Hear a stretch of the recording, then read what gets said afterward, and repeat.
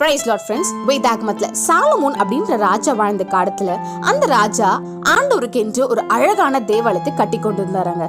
அந்த தேவாலயத்துல வெண்கல வேலையை செய்வதற்காக தீரு விழுந்து ஈராம் அப்படின்ற ஒரு விதவையின் மகனை அழைத்து கொண்டு வரான்.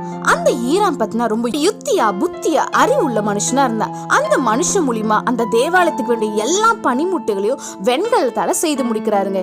எந்த அளவுக்கு அவர் அவ்வளவு அழகான காரியங்களை செய்யறாருன்னா எண்ணி முடியாத அளவுக்கு வெண்கல பாத்திரங்களை அவர் உருவாக்குறாராம். இன்னும் சொல்ல போனா வேதம் ரொம்ப அழகா சொல்லுது. 1 ராஜாக்கள் 7ஆம் அதிகாரம் 47ஆம் வசனம் சொல்லுது, அதனுடைய நிறைவு இவ்வளவு என்று ஆராய்ந்து பார்க்கவும் இல்லையா. ஆமாங்க, இவன் தான் கர்த்தருக்கு செய்யற குணத்துல அது எவ்வளவுன்றதுல ஆராய்ச்சி கூட பண்ணலையா, அளந்து கூட பார்க்கலையாங்க. இன்னைக்கு வெறும் பொருட்களை மாத்திரம் இல்லைங்க, கர்த்தருக்கு நம்ம கொடுக்குற நேரமா இருக்கட்டும், பரிசுத்தமா இருக்கட்டும், நம்ம தாழ்ந்தா கூட இருக்கட்டுங்க, அவைகளை நம்ம உதாரத்துவமா உற்சாகமா இன்னும் சொல்ல போனா அளந்து பார்க்க முடியாத அளவுக்கு கொடுக்கணும். நம்ம ஒரு காரியத்தை கற்றுக்கொள்றோங்க. ஒரு அழகான வேத பகுதி வாசிப்போம்.